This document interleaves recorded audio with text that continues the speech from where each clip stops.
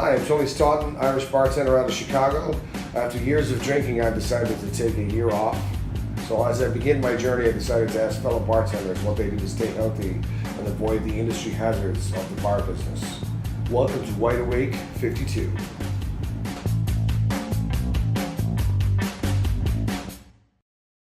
Laura Green, welcome to Wide Awake 52. Thanks for coming. Thank you for having me. I am a community and clinical mental health counselor. In graduate school, I studied community and clinical mental health. I've been a bartender for the last 8 years or so, and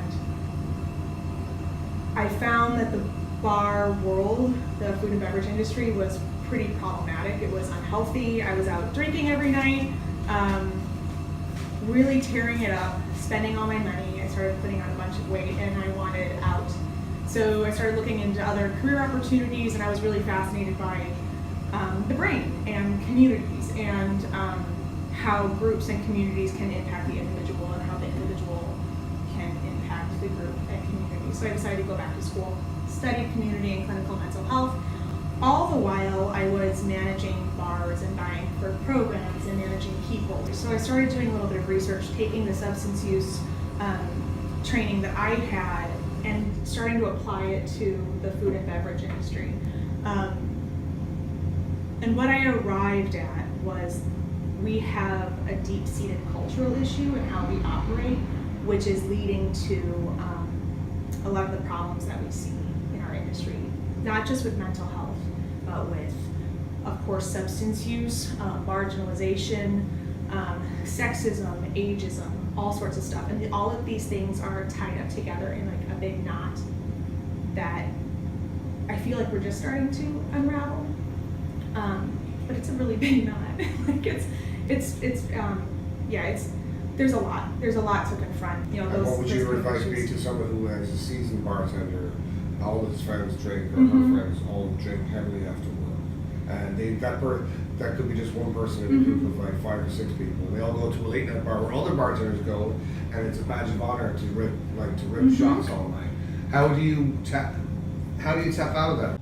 It's hard because going out with your colleagues after work, meeting up at the bar, if you stop doing that, then you're essentially isolating yourself from your community. You're self-ostracizing.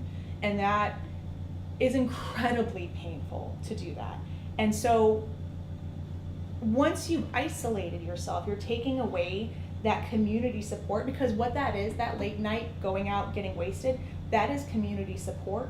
And so then you're taking that away. So if you're trying to limit your drinking and you're taking away not only your social support, but this mechanism that you've created for yourself, then you're left empty, or more likely to, I don't mean to use this word to scare people, but relapse into those behaviors. When you stop drinking, what you have to do, what I would recommend doing in order to be successful, is to find a way to continue having that community support.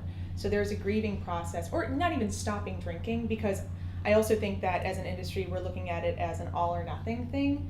And I think it's all really helpful to try sobriety for a while and see if that works for you. But for some people, there can be a happy middle ground. That being said, if you want to limit going out at night and getting wasted with your friends, but you want to avoid isolating yourself, asking for help